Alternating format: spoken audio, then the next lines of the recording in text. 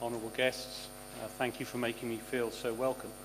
And I'm delighted to be in Mumbai again to assist in the progress of our ICS India's growth in setting standards, increasing professionalism and gaining access to the profession.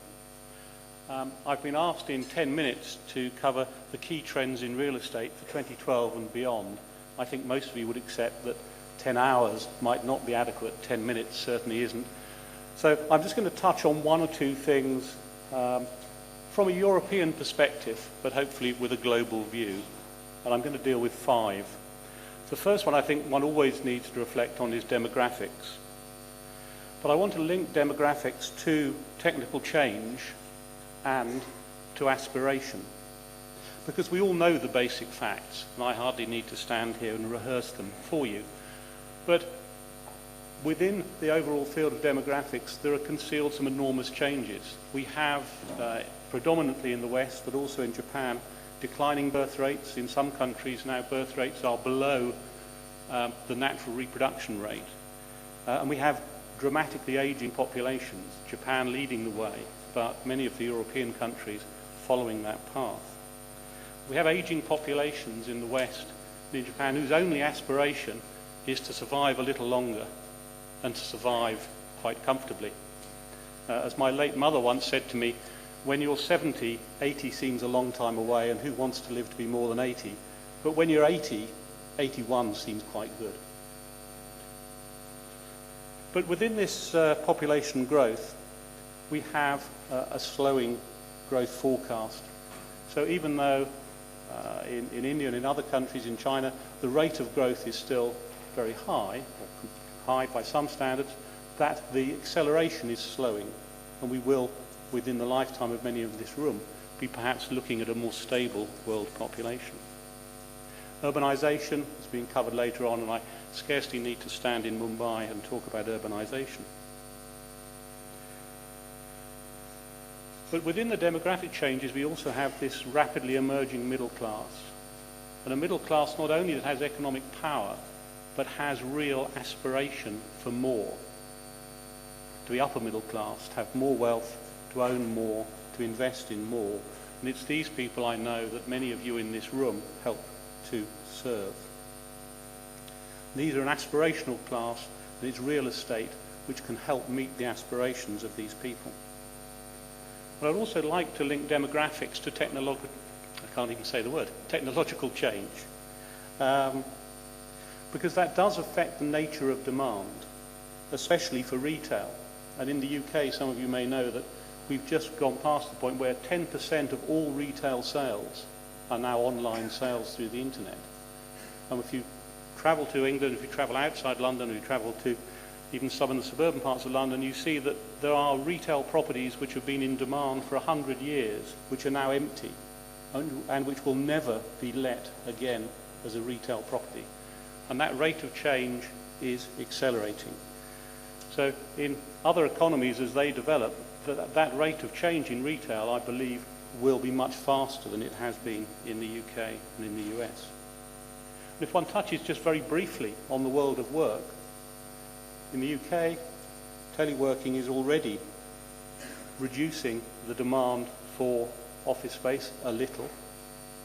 And where infrastructure is poor, and I'd certainly rate London as that, as somebody who lives in the rural areas outside London and commutes into London daily, I can tell you that the infrastructure is not great. But if your infrastructure is poor, the desire to telework and the increase in productivity by teleworking is all the more marked.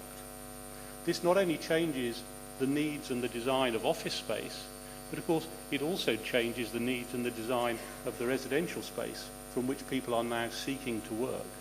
And as a residential developer, one needs to look at that need for connectivity and that need for that little bit of extra space to meet that aspiration. The second point which I'd like to touch on is the green and the socially responsible investing agenda, CSR if you like. Because whether or not one believes in man-made climate change, I believe it's immaterial. It's an interesting debate for scientists, but not one for me. Because whether you believe or not, there are seriously good reasons for making one's buildings more sustainable or greener, or shall we simply say more efficient? A number of reasons. Tenant demand. Tenants benefit from, sometimes demand, lower running costs. If they have lower energy needs, their needs for air conditioning are lower. If they have lower running costs, their needs for uninterrupted power supply are easier to sustain. Some tenants themselves have a green agenda, and some tenants themselves, particularly some of the global tenants, now have CSR requirements that they can only take space, which ticks all the boxes.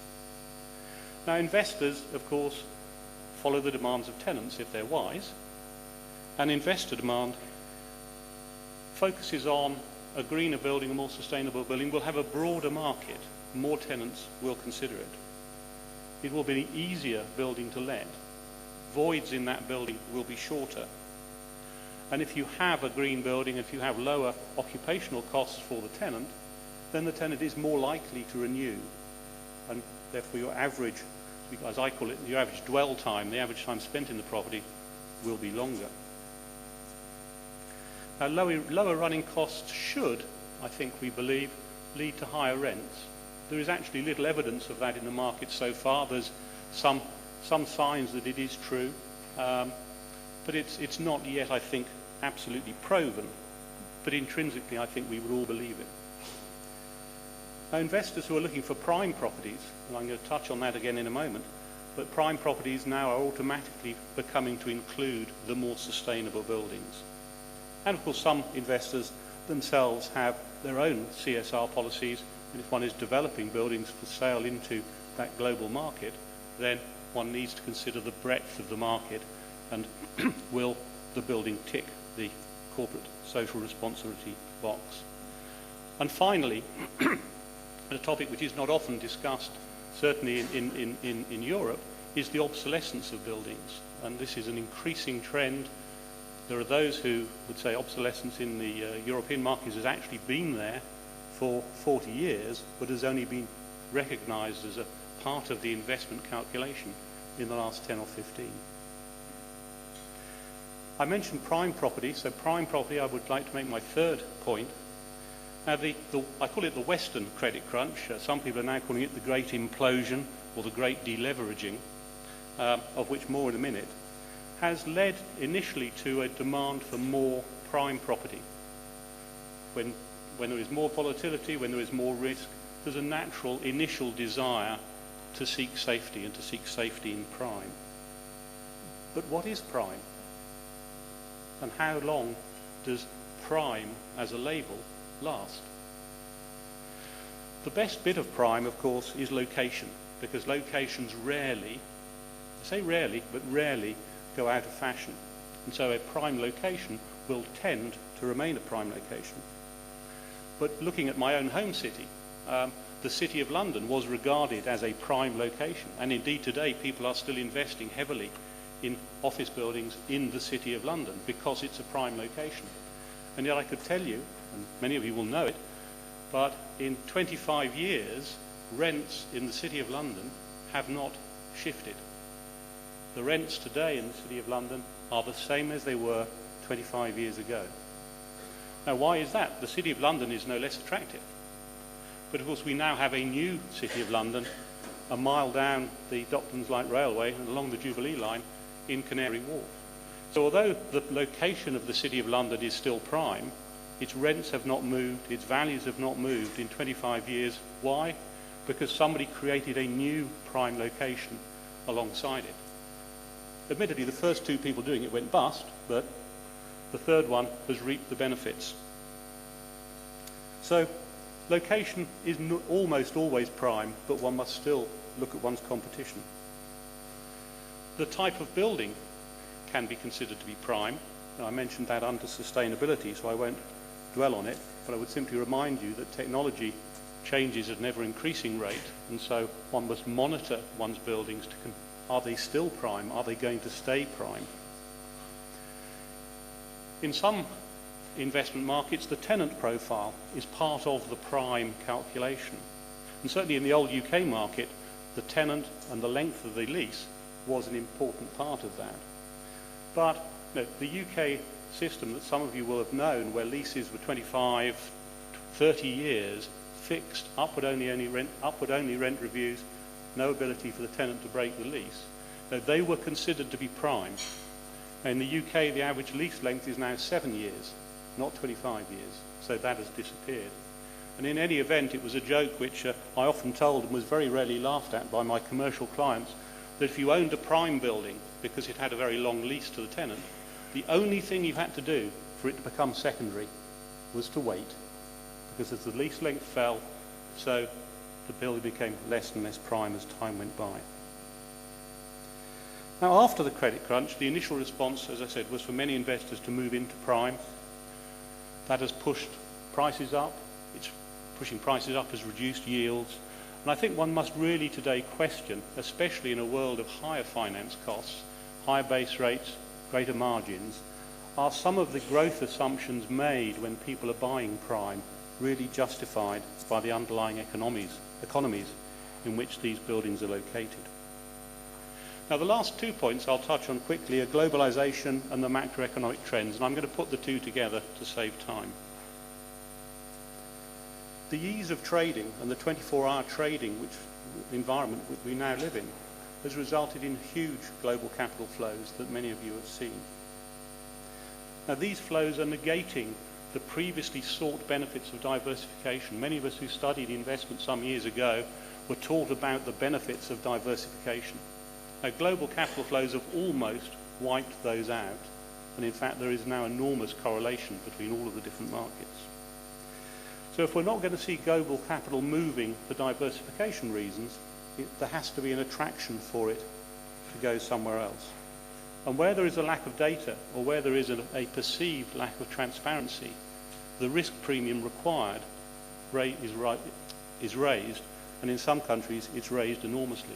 So when we talk about transparency and the need for greater transparency, we have a very good reason for it. We want to attract more capital, and we want that capital to come in at a lower cost, because that opens more scope for profit.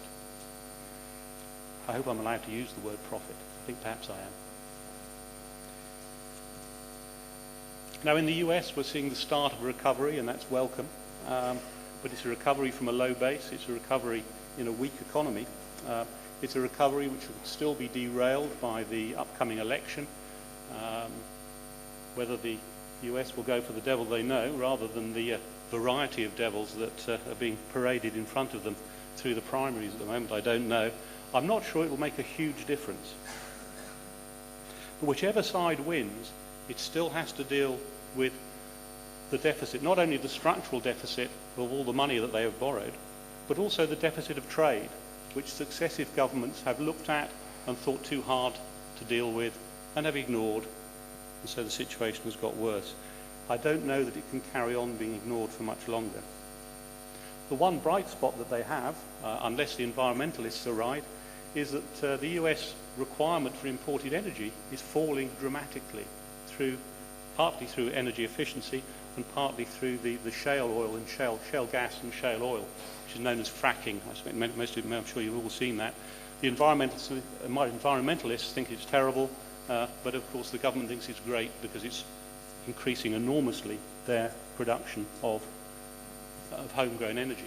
And to put it into a UK perspective for a moment, there's a shale rock discovery found in the northwest of England.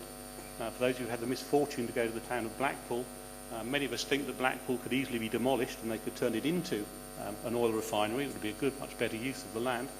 But they say there they've now found 70 years supply of gas for the entire United Kingdom in one field. So if fracking is to become a socially responsible way of gaining energy, maybe the UK's energy issues will be a little reduced. Finally, if I may, I'd like just to touch on Europe and the Eurozone. The great idea, or perhaps was it the great nightmare? The Euro is great for tourists. We all love it. We can go from country to country to country, and our wallets are not sticking out this far with all of the different notes. But was it great for trade? I question. It's an idea first thought of 30 years ago. Now, for those of you who can remember that far back, looking around the room, not everyone can, Go back 30 years and think of foreign exchange trading 30 years ago. Now, against the foreign exchange markets of 30 years ago, to have a single currency within the then European community seemed like a great idea. But actually, with today's forex trading, is it really necessary? No, the benefits are reduced, the risks and the detriments have become all too obvious to see. However, what is certain is that Europe as a continent, as an economy, looks forwards, doesn't look forward to it, but it looks forward, and it sees a long period of slow or no growth. Yes, Germany has benefited from the artificially low exchange rate that the euro has given it, but at what a price that benefit has been earned. What is possible, of course, is a further recession, and a recession on a continent which has an aging population. So I just question, will the prescribed remedy cure the patient or kill the patient? In real estate, the great deleveraging continues, great deleveraging, the repayment of debt, or should I say, the attempt to repay debt. I question, this question for you to consider because of the global capital flows, have the credit markets yet really recognised the amount of loss that has taken place? The European commercial mortgage-backed securities market is still a zombie. There is almost no issuance. Standard & Poor's estimate that nearly 2/3 of the CMBS, which are going to fall due this year, 2012, nearly 2/3 may fail. Now that's 10.5 billion euros of debt which may not be repaid to the people who are holding the bonds. Fitch record that the majority of the loans that matured in January are still outstanding. And these are quite big numbers. So, was it a great idea? I'm not sure. But the attempts to unwind the debt pile in the US, but particularly in Europe, leave lenders with two choices. Crystallize the loss through restructuring, receivership, administration or liquidation. Or, as we rather glibly put it, extend and pretend. And of course, after you've extended and pretended for a while, you're left with only one choice, which is delay and pray. But whatever happens, other than for prime properties, for which demand is supported by global demand, the picture remains gloomy. Debt is constrained. In the UK, it's good news that our borrowing costs are at a historic low. But it's very bad news that we have borrowed so much. And we're going to have to borrow more and more before we even start to repay. And this is not borrowing to invest, as happens in the vibrant economies such as your own. This is borrowing to support a lifestyle that we once enjoyed. Yes, here in India, you have problems of your own. I know these are going to be discussed, but they're of a much more optimistic nature. Makes it an even greater pleasure to be here in Mumbai, coming from London. You have higher inflation than we do, but it's slowing. You have higher interest rates than we do. And in real terms, you have one of the highest real interest rates in the global economy at present. But those rates are now on a plateau. The RBI has said they do not anticipate them rising further. Yes, there is some local oversupply, but against the enormous demand that Sachin Sandhya mentioned earlier on, very small local difficulties, I think. And there is rapidly increasing demand, particularly if pricing and valuation becomes more transparent. Now, as a visitor, what can I suggest? There's an old motto in all business philosophies of KISS, of keep it simple sometimes, or keep it simple something else. But please, I would suggest, we have seen so much overcomplication, enormously complicated structures created by very, very clever people, and as a cynic, I would say, with only one thing in mind, their own fee on the transaction. Structures which are so complicated, nobody knows how to unwind them. Let the investors see the real performance of the real asset. That is where the strength and that is where the growth, I think, lies. And finally, if I may, just remind you of the words of the man best remembered as an economist, John Maynard Keynes, but also a great investor and great speculator himself.